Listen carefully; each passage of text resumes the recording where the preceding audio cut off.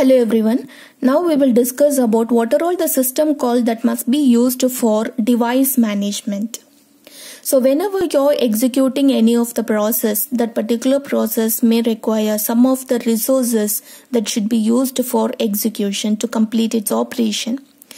So what are all the resources that we can use, like main memory and the disk or drives or any other files? All these are said to be the resources. So the operating system will see all the resources like devices, even the files whatever we are just using. So it will look all those files as a devices.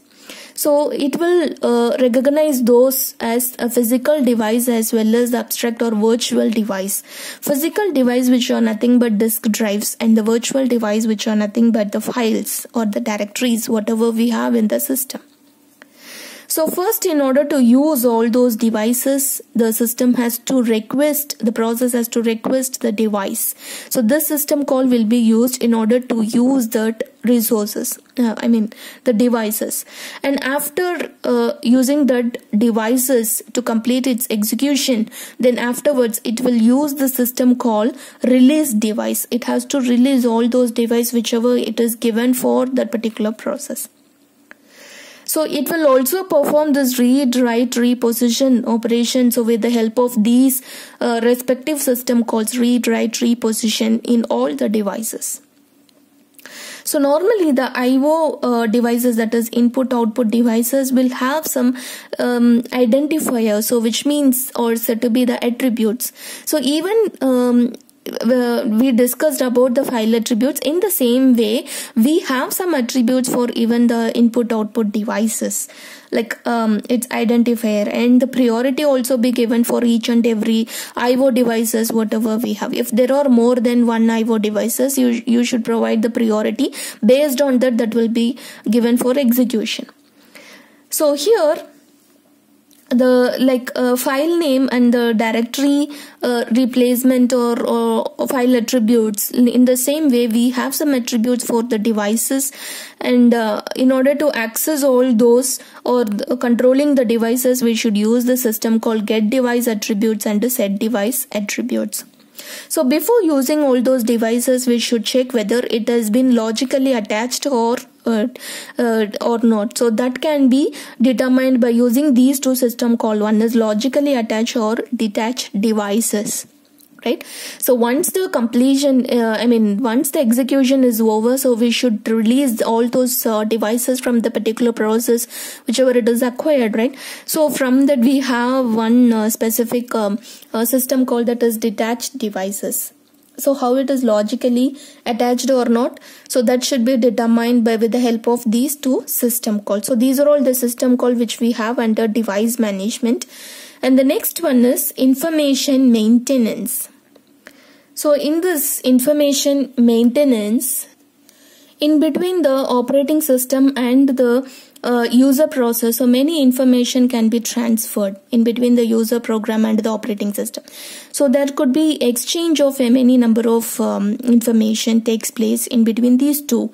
So we need to get the current time or date information. So like that the process may receive many information. So for that we have the system called get time or date or set time or date. So in order to get this time or date information, we can use the system call. In some cases we also require some system information, like what is the number of current users, so how many number of users we have in that particular system, and what could be the version number of the operating system.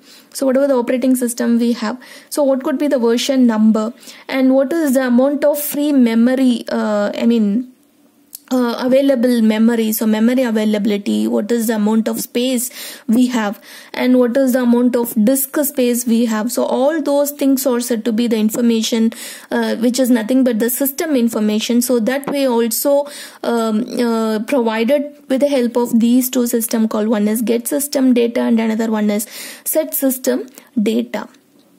And the next one, so whenever you have the process, so we also require some of the process attributes or the file attributes. So like the complete information about the process. So when it is actually given for execution, so when it is arrived in the system, and what could be the entire execution time of the process, and when it is completed, that is when it is actually terminated, when it is taken out from the memory, so I mean from the system itself. Like that we have lot of information about the process, or even whatever the resources you are trying to use, like files or any other devices.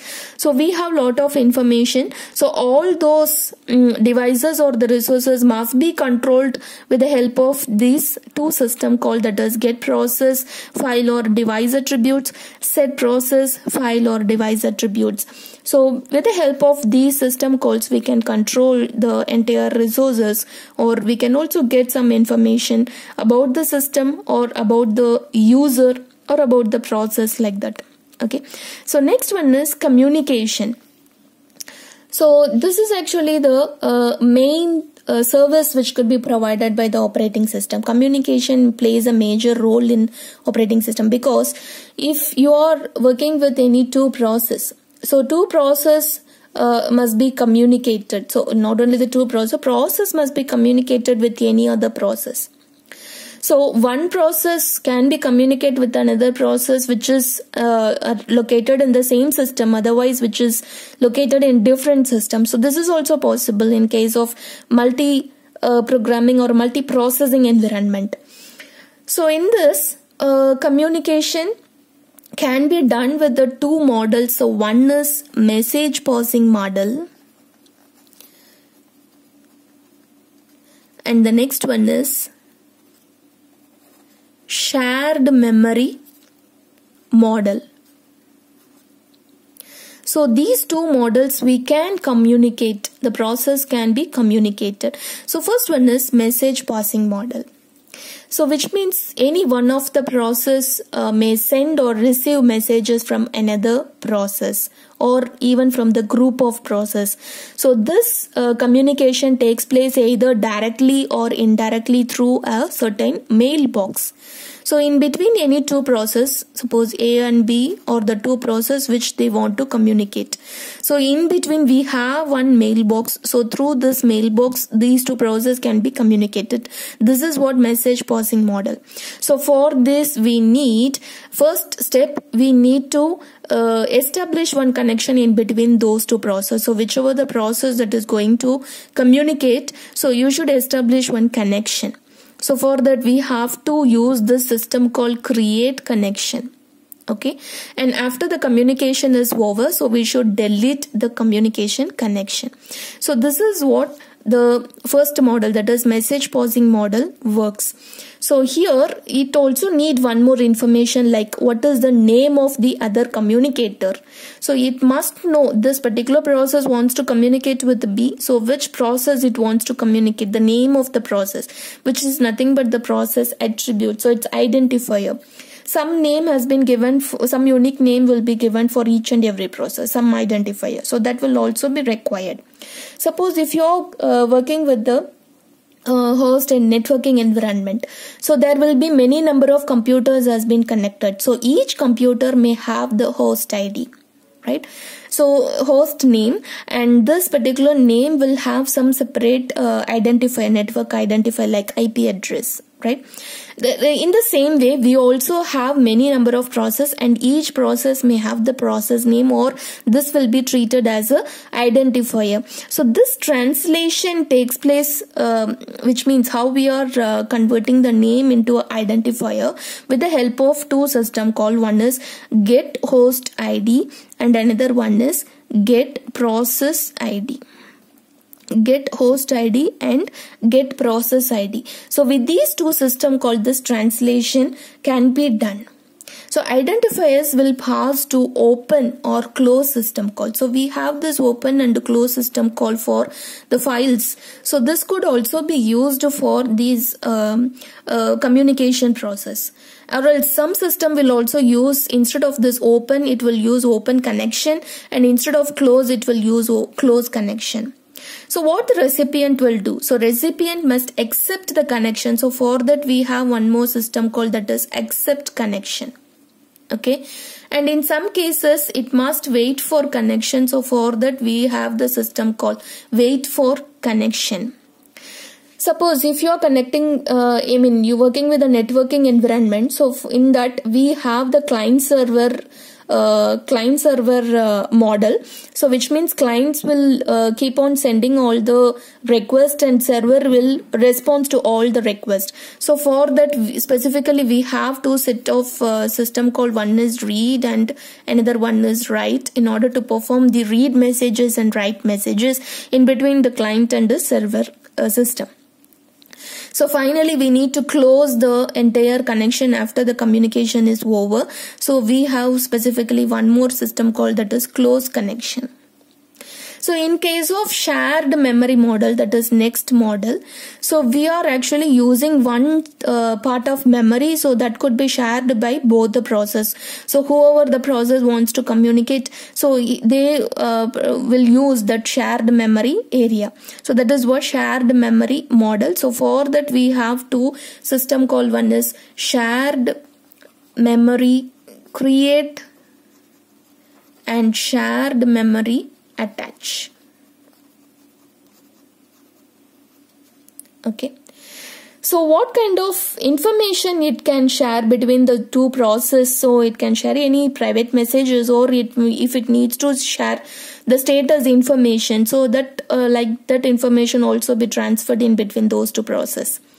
So if it is actually working with the remote devices, then you should use the system called that is attach or detach remote devices, right? So these are all the system calls which we want to use under communication model.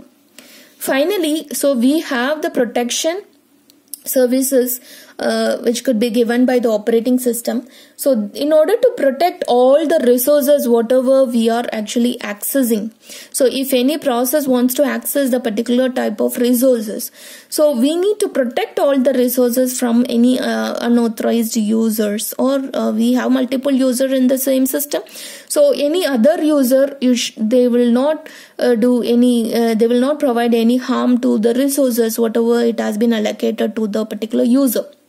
So in order to protect it, we have several system calls like set permission, get permission system call. So before using those resources, before trying to access the resources, so they need to use these two system calls. So one is set permission and get permission. So after getting the permission by the operating system, he can access that resources that were available. And the next one is in order to give the permission to the user, so OS has to use the system called like allow user and deny user. So he has to check whether it is authorized user or not. So he will do he can check with the help of some authentication details or any other protection mechanism which can be used in order to determine whether it is authorized user or unauthorized user. If it is authorized user, then he can allow that particular user to access all the resources. Suppose if it is not authorized user, then he can deny that particular user by accessing the resources that were available in the system. So for that we have all the system call like allow user and deny user. So these are all the different system call we have under all the 6 major categorization of the services whatever we have under operating system. Thank you.